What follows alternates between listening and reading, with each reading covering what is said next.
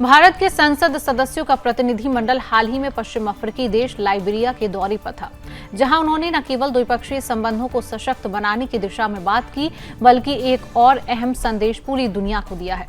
आतंकवाद के खिलाफ भारत की शून्य सहनशीलता की नीति अब सिर्फ घरेलू ही नहीं, बल्कि अंतर्राष्ट्रीय मंचों पर भी उतनी ही दृढ़ता से लागू होगी।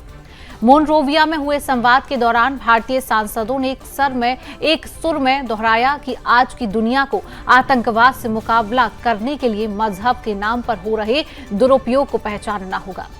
भारत ने एक बार फिर यह साफ किया कि वह न केवल अपने देश की सुरक्षा के लिए, बल्कि वैश्विक स्थिरता के लिए भी सक्रिय भागीदार रहेगा।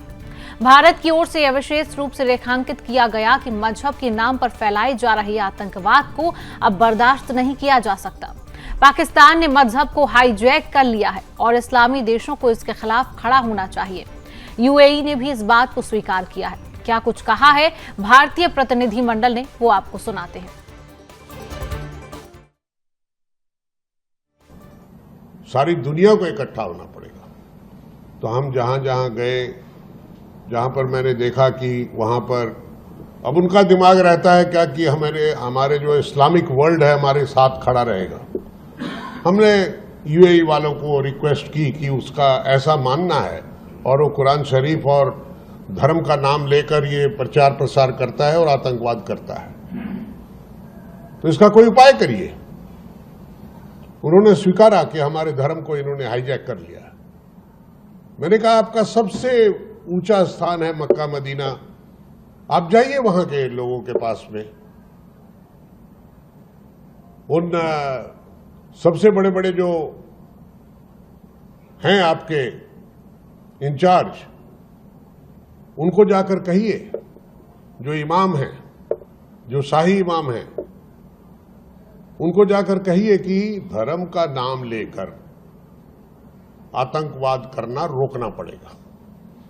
आपको करना है, पाकिस्तान का नाम लेकर करो ना, ब्रांडेड होके करो। उन्होंने सहमति जताई कि हम जरूर बात करेंगे अपने कोर ग्रुप में, ओआईसी कंट्रीज में बात करेंगे। अफ्रीका के जितने देशों से मिले, इन्होंने कहा कि भाई अफ्रीकन यूनियन में बात करिए, वो लोग भी चर्चा करें इस पर, क्योंकि जब आतंकवाद यहां आ जाएगा, हो रहा है, कई देशों में हो रहा है। आपने देखा है नाइजीरिया का क्या हाल हुआ है,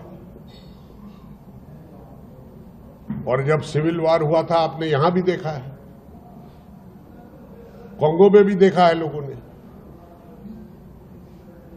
तो इस नासूर को, इस मॉन्स्टर को सदा के लिए खत्म करने के लिए मोदी जी की ये पहल हुई है, और मेरे ख्याल से सारे विश्व में ये पहला देश है जहां ऐसी पहल हुई है कि आतंकवाद के खिलाफ सब लोगों को एकजुट किया जाए।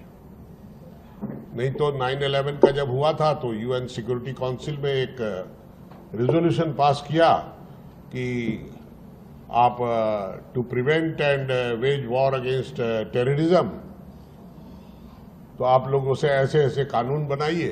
तो हमारे यहां भी कानून बना था, पोटा बना था उसके लिए। हमें इस चीजों को सोचना है और उसी सोच के साथ हम आए।